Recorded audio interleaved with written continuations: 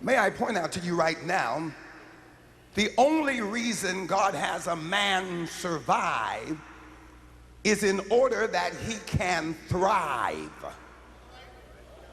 It's not his will that you should survive simply to maintain. He wants you to survive till you can thrive.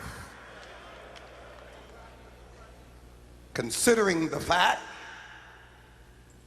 my people are destroyed for the lack of knowledge, that knowledge is who I am.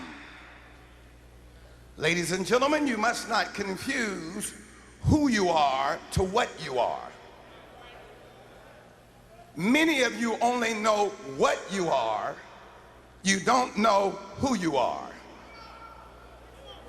I have 2 daughters and a granddaughter, and in my home, my children do not run around calling me Bishop Wagner. Bishop is what I am, not who I am. They call me Daddy at home. A title identifies what you are, but God's thought identifies who you are. The danger for you pastors to come to a conference like this is to try to go home and do a 1, 2, 3 step just like Bishop Jakes. But it won't work. The reason is, in your city, there are different demons than there are in Dallas. Every city does not have the same demons. There's a prince who is in charge of your city. So the danger of trying to duplicate what you see to where you are dismisses the fact that you don't know what enemy you're fighting. You don't give the same medicine to every sick patient. You first have to diagnose what's the sickness.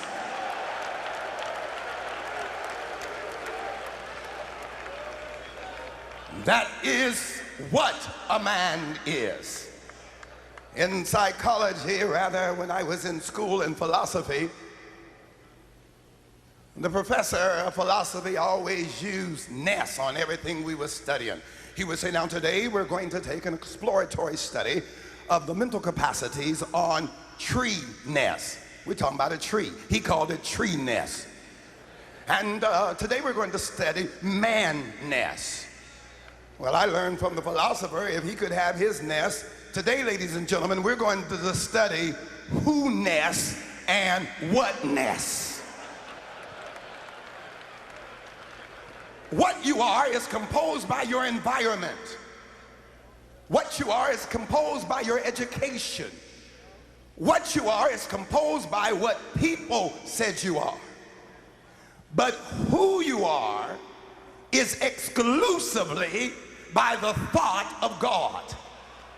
What you are can change from day to day or moment to moment, but who you are can never change, because God is not a man that he should repent or change his mind. So who you are is already determined in the mind of God. And what we have to do is discover who we are.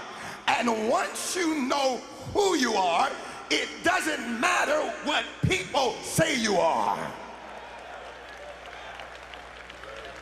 Here, ladies and gentlemen, brothers and sisters, we must travel back to the future.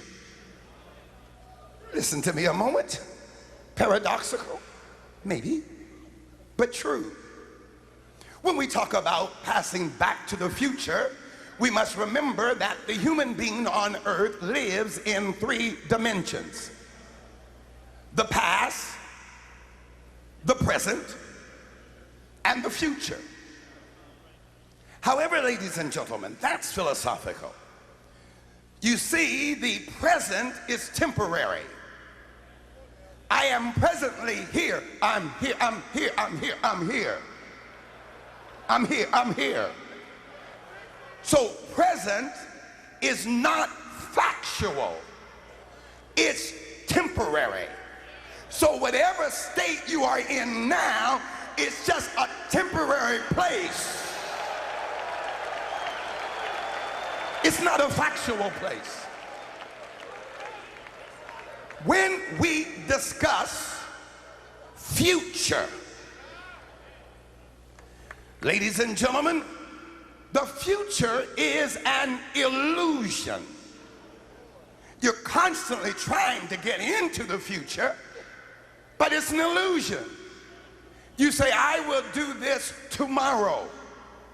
But tomorrow doesn't come, because when tomorrow you say came, we ask you, what is this? You say today.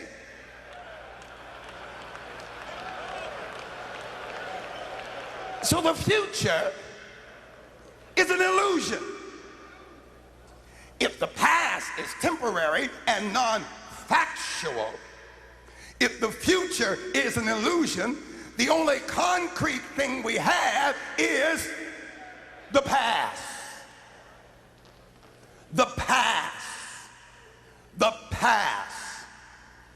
Understanding the past, ladies and gentlemen, is understanding the origination of you. Understanding what God had in mind when he said, let there be. I'm going to say it again, and when I get finished with the word be, I want you to scream your first name out. When God said, let there be.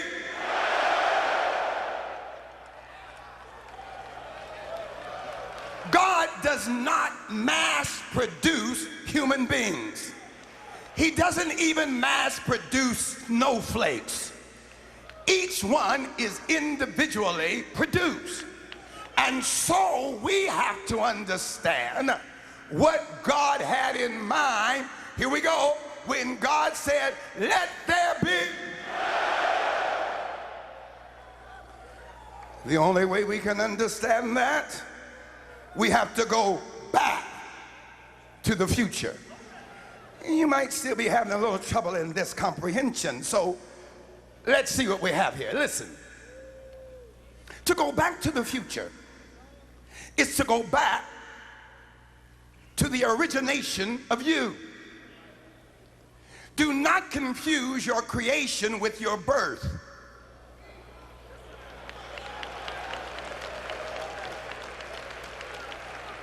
Creation precedes birth.